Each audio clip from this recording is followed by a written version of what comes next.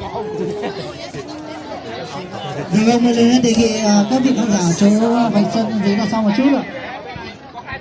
Tại vì trong lúc di chuyển thì vận động viên nam đã bị mát rồi, còn vận động viên nữ thôi, đề nghị tất cả khán giả khu vực sau một này chút. những ai không thi thì đi dọn sang hai bên cánh gào tôi đi ạ.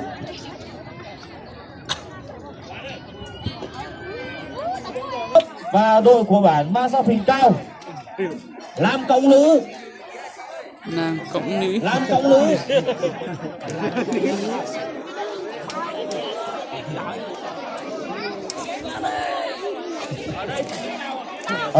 Ở đây chúng tôi đã phân được hai làn. Làn 1 và làn 2. Làn 1 là đội Kèo Thấp. Làn 2 là của đội Ma Sa Phìn Cao. Chúng tôi sẽ tính thời gian từ khi xuất phát, khi đập trúng chiêu. Đội nào mà đi ra khỏi làn và đi sang làn của đội bạn là sẽ bị phạt thua luôn. Người ở trên đập, phụ nữ đập.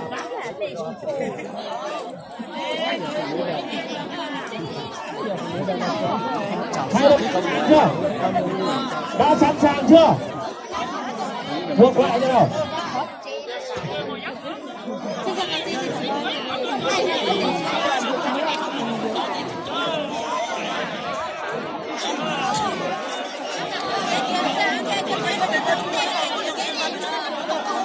Bắt đầu chưa? Lên ngựa. Từ từ đã. Tôi bắt đầu mới được đi nhá. Sẵn sàng chưa? Bắt đầu.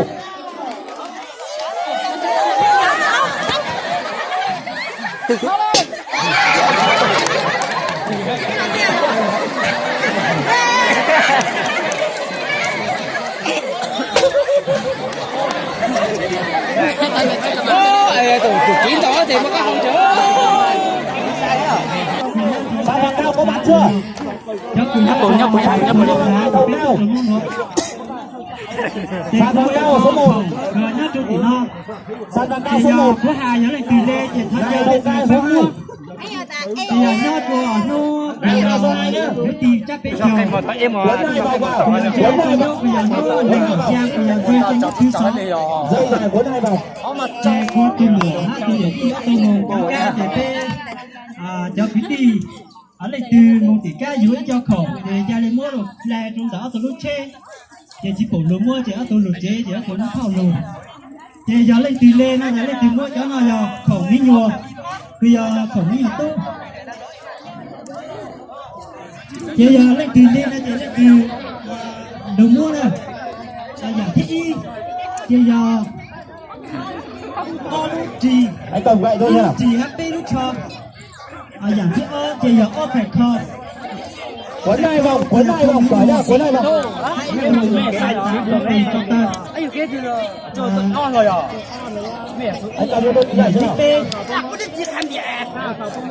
Giảm thiết bê thì giờ ơ ra tiền đấy Mà hai bố mấy à? số 1 thì giờ cái đôi mỏng lè đó thì có mỏng thì phải đôi lè Bắt đầu. thì giờ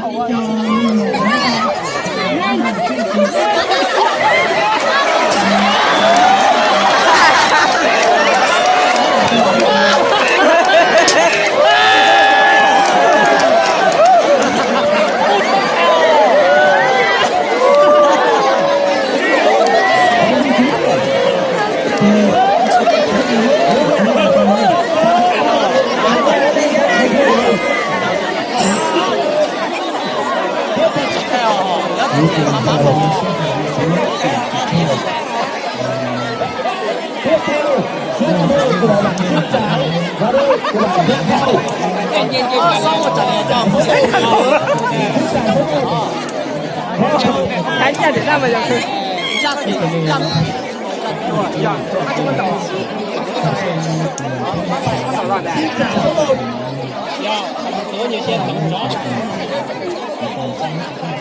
Xin trả số 1 nhá.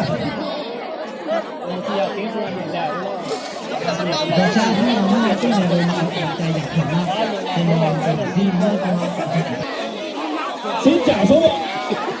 Một bấm giờ đúng rồi. Sẵn sàng chưa? Xin giải số 1 nhá. Nhanh nữa. Bắt đầu.